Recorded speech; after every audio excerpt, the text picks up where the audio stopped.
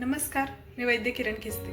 आज आपण जाणून घेऊया उन्हाळा आणि आयुर्वेद याबद्दल. जसं दिनचर्येला महत्त्व आहे आयुर्वेदात, तसंच ऋतुचर्येलाही फार महत्त्व आहे. दिवसेंदिवस आपण बघतोय की ऊन वाढतच जाते आणि त्यामुळे विविध त्रास हे आपल्याला होताना दिसतात. उष्णतेचे त्रास जाणवतात, हातापायांच्या तळव्यांची आग होणं, लघवीला जळजळ होणं या स्वरूपाचे. तर मग हे त्रास होऊ नयेत किंवा त्यापासून बचाव व्हावा यासाठी काही गोष्टी आपण केल्या गेल्या पाहिजेत.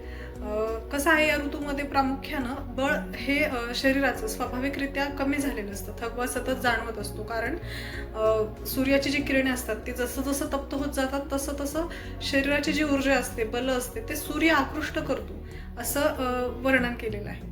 मग त्यामुळं सर्वात महत्त्वाचं काय करणं गरजेचं आहे की हायड्रेशन म्हणजे पाणी हे थंड माठातलं पिण्यात आलं पाहिजे. फ्रीजमधलं तुम्ही पाणी डिरेक्ट पीत असाल उन्हातनं आल्या आल्या तर त्यानं वेगळे त्रास होण्याची संभावना असते. माठातलं नैसर्गिकरित्या थंड झालेलं पाणी हे उष्णता कमी करण्यासाठी फार मदत करतं.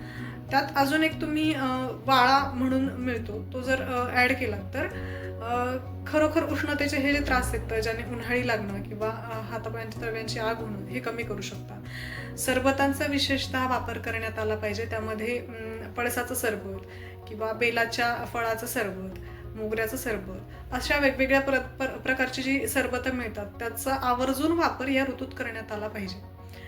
दुसरं म्हणजे तळव्यांची जर का आग होत असेल फारच हातापायांच्या तळव्यांची, तर क्लिनिकमध्ये एक दाहनाशक मलम म्हणून उपलब्ध आहे, त्याचाही तुम्ही वापर करू शकता. गुलकंद आपण खास ऑर्गॅनिक गुलाबांपासून तयार केलेला उपलब्ध आहे, त्याचा आहारात समावेश करू शकता.